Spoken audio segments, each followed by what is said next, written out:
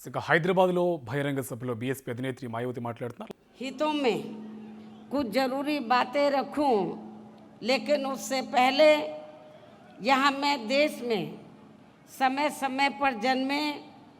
अपने उन सभी महान संतों, गुरुओं व महापुरुषों में भी खासकर महात्मा ज्योतिबा फूले, छत्रपति शाहू जी महाराज, नारायणा गुरु, पेरियार जी, बाबा साहब डॉक्टर भीमराव अंबेडकर एवं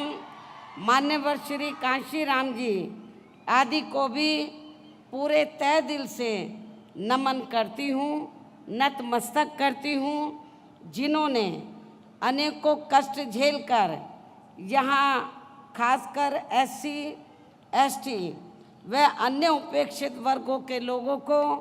अपने पैरों पर खड़ा करने के लिए हर संभव पूरा प्रयास किया है और जिनसे प्रेरित होकर व जिनके बताए हुए रास्तों पर चलकर ही मैंने खुद भी अपनी पूरी जिंदगी समर्पित की है। और अब मैं खासकर एससी, एसटी व ओबीसी वर्गों के लोगों को ये कहना चाहूँगी कि बाबा साहब डॉक्टर भीमराव अंबेडकर ने अपने अथक प्रयासों से इन वर्गों को भारतीय संविधान में आरक्षण संबंधी व अनेकों और कानूनी अधिकार तो जरूर दिला दिए हैं, लेकिन उनका इन सभी वर्गों के लोगों को अभी तक भी पूरा लाभ नहीं मिल पा रहा है, जिससे दुखी होकर ही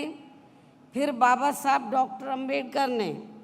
केंद्र की कांग्रेसी सरकार से अपने केंद्रीय कानूनी मंत्री पद से इस्तीफा तक भी दे दिया था। और उसके बाद आप लोगों को ये मालूम है कि परम पूज्य बाबा साहब डॉक्टर अंबेडकर ने भारतीय संविधान में आरक्षण व अन्य और जरूरी कानूनी अधिकार आप लोगों को दिए, एससी, एसटी, ओबीसी वर्गों के लोगों को दिए और ख़ास तौर से ओबीसी वर्गों के लोगों के लिए भारतीय संविधान में आर्टिकल 340 की व्यवस्था करके तो उन्होंने ये प्रावधान किया कि देश में जो भी पहली सरकार बनती है वो कांग्रेस की बनी थी सेंटर में, तो उनकी जिम्मेवारी बनती है कि आर्टिकल 340 के तहत तो एससी, एसटी को छोड़कर जो अन्य पिछड़े वर्ग के लोग हैं जिनकी शैक्षणिक, सामाजिक और आर्थिक स्थिति लगभग एससी, एसटी की तरह हैं, उनको भी शिक्षा, उनको भी जिंदगी के हर पहलू में आगे बढ़ने के लिए मौका मिलना चाहिए और सरकारी नौकरियों में खासकर आरक्षण की सुविधा मिलनी चाहिए। बाबा साहब डॉक्टर अंबेडकर जब पहले कानून मंत्री बने, आज़ाद भारत की जब पहली सरकार बनी उसमें कानून मंत्री बने, तो बाबा साहब डॉक्टर अंबेडकर ने तो उस समय पंडित जवाहरलाल नेहरू एंड कंपनी के लोगों को, केंद्र की सरकार को ये कहा कि एससी, एसटी का जो रिजर्वेशन कोटा है वो समय से पूरा होना चाहिए और इनके अलावा जो अन्य पिछड़े वर्ग के लोग हैं तो आप कमीशन बैठाएं, आर्टिकल 340 के तहत कमीशन बैठाकर जो जातियां छूट गई हैं उनको भी आरक्षण की सुविधा दें, उनको भी कानूनी अधिकार दें जिंदगी के हर पहलू में आगे बढ़ने के लिए। लेकिन कांग्रेस ने उस समय, केंद्र की सरकार ने,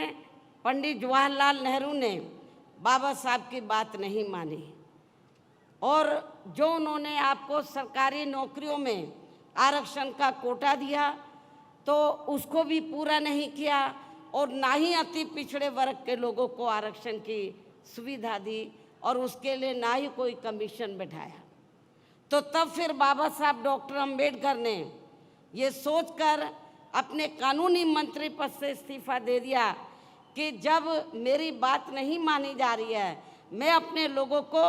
कानूनी अधिकारों का फ़ायदा नहीं दिला सकता हूँ, तो मुझे इस पद पर बैठने का कोई नैतिक अधिकार नहीं है उन्होंने कानूनी मंत्री पद से इस्तीफा दे दिया था। और उसके बाद फिर वे अपने इन सभी वर्गों के लोगों को भाईचारे के आधार पर संगठित करने तथा केंद्र व राज्यों की भी राजनीतिक सत्ता की मास्टर चाबी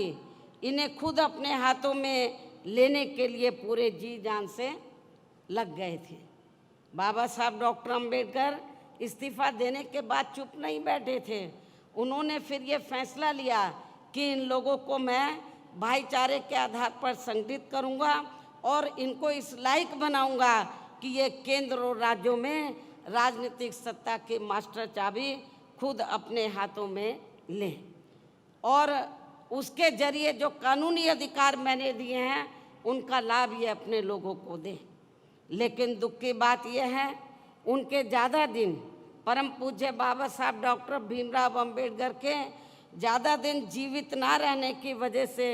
वे अपने इस मकसद में अपने जीते जी कामयाब नहीं हो सके। इतना ही नहीं बल्कि इनकी देहांत के बाद इन वर्गों में से स्वार्थी किस्म के लोगों की वजह से काफ़ी समय तक इनकी ये मूवमेंट आगे नहीं बढ़ सकी।